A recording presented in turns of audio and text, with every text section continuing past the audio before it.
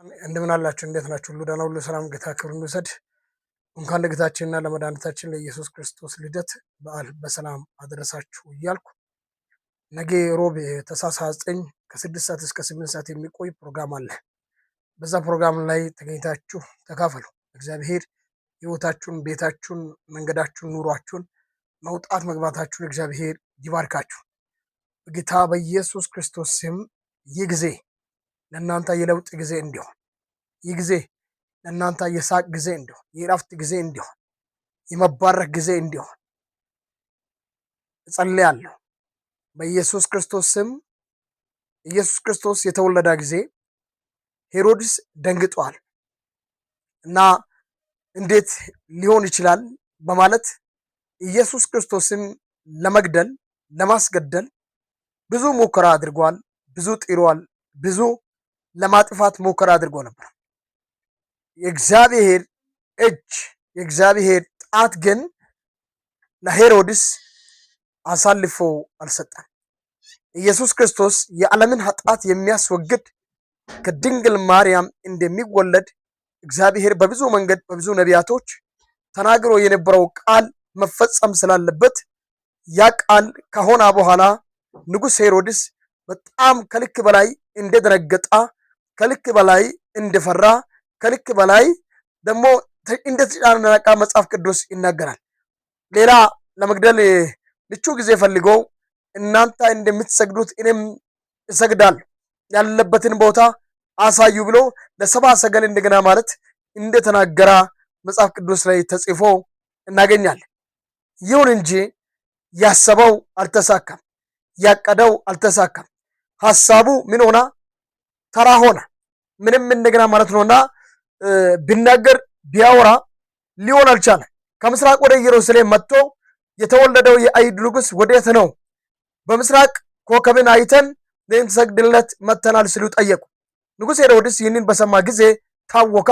እንዲሁም መላይቱ ኢየሩሳሌም አብረው ምን ሆነች? ታወከች።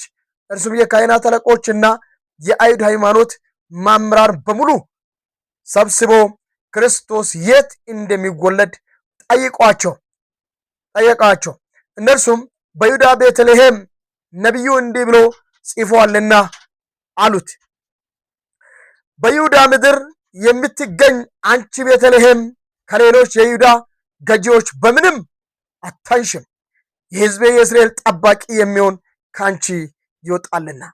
ዓለምን ሁሉ የሚያድን ከኃጢአት በሽታ ነፃ የሚያወጣ መስፍን ከአንቺ ይወለዳል የተባለው ቃል ተፈጸመ። ተወለደ ኢየሱስ። ኢየሱስ ሲወለድ ምን ሆና? ኢየሩሳሌም ታወከች። ከዛ ሄሮድስ ምን ሆና? ታወካ፣ ተጨናነቃ፣ ግራ ተጋባ፣ ፈራ፣ ተንቀጠቀጠ። ይሁን እንጂ እግዚአብሔር ያለው ነገር አልቀረም።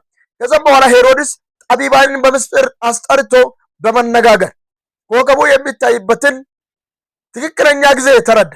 ጠቢባኑም ወደ ቤተልሔም ልኮ ሂዱና ሕፃኑን ፈልጉ፣ እኔም ደግሞ ሄጄ እንድሰግድለት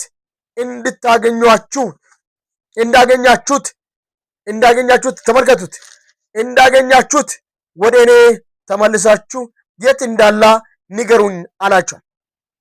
ውስጡ ላይ አመፅ ስለነበረ፣ ተንኮል ስለነበረ የት እንዳለ ሄዳችሁ እንደገና ማለት ነውና ካረጋገጣችሁ በኋላ ካወቃችሁ በኋላ ለእኔ መታችሁ ምን አድርጉ? ንገሩ ብሎ እንደገና ማለት እንዴት እንደሚናገር ተመልከቱት። ጠቢባኑ ንጉሥ ያለውን ከሰሙ በኋላ ጉዞአቸውን ቀጠሉ። ይህም በምስራቅ ያዩት ኮከብ እየመራቸው ሕፃኑ እስካለበት ድረስ ወሰዳቸዋል።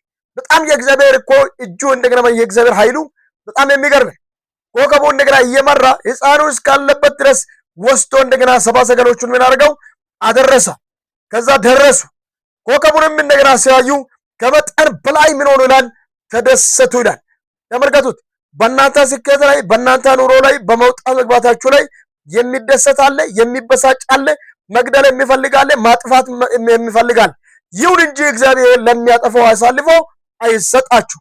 ዘንድሮም እናንተንም ለማጥፋት በግራና በቀኝ እየዞሩ እየተናደዱ እየተበሳጩ ቀን እንደገና ማለት ነው ሌሊት እየቆፈሩ ያሉ ኃይላት በኢየሱስ ስም እናገራለሁ እናንተን አያጠፉም። እና ከዛም በኋላ ወደ ቤተልሔም በገቡ ጊዜ ሕፃኑን ከእናቱ ከማርያም ጋር አዩ። ተንበርክኮም ሰገዱለት። ሳጥኖቻቸውንም ከፍተው ወርቅ፣ ዕጣንን፣ ከርቤም አቀረቡለት። እግዚአብሔርም ወደ ሄሮድስ እንዳይመለሱ ወደ ገዳዩ ማለት ነው እንዳይመለሱ በሕልም ባስጠነቀቃቸው መሰረት መንገድ ሃሌሉያ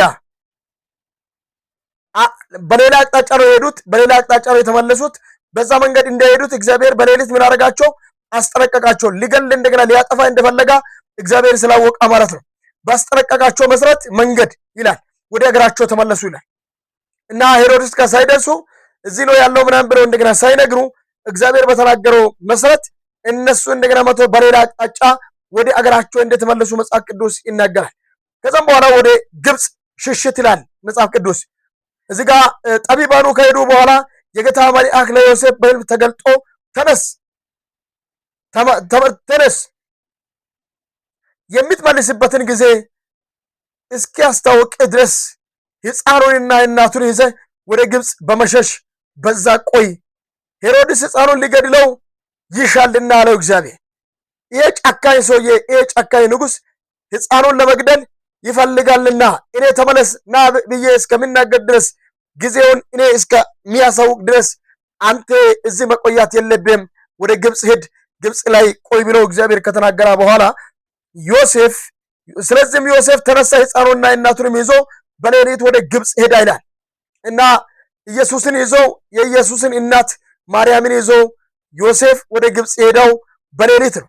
ምክንያቱም ሄሮድስ ሳያውቅ ማለት ነው ወደ ግብፅ ማለት ነውና በሌሊት እንደሄዱ መጽሐፍ ቅዱስ ይናገራል። ዛሬም በየትኛውም ሰዓት ላይ ሊያጠፋችሁና ሊገላችሁ የሚፈልግ እመኑ፣ በኢየሱስም አያገኛችሁ።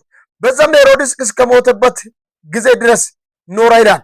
በዛም ልጄን ከግብፅ ምድር ጠራሁት በማለት እግዚአብሔር በነቢዩ አንደበት የተናገረው ቃል ተፈጸመ ይላል።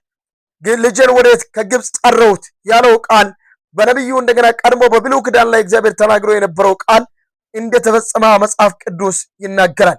ስለዚህ ዮሴፍ ሕፃኑን እናቱን እግዚአብሔር ያለውን ቃል አምኖ ሰምቶ እንደገና እንደወጣ እንደሄዳ መጽሐፍ ቅዱስ ይናገራል። ከዛም በኋላ ሄሮድስ ጠቢባኑ እንዳታለሉት በተረዳ ጊዜ በጣም ተናደደ። ከጠቢባኑም በተናገረው መሰረት ዕድሜያቸው 2 ዓመት ከዛም በታች የሆኑትን የቤተልሔምንና የአካባቢውን መንደሮች ወንድ ልጆች ሁሉ ሊኮ ምን አደረገው? አስገደለው ይላል። ተመልከቱት መንፈሱ እንዴት እንደሚቆጣ። ሙሴ የተወለደ ጊዜ በግብፅ ምድር ላይ ወንድ ምን ሆኖላል? ወንድ ወንዱን ምን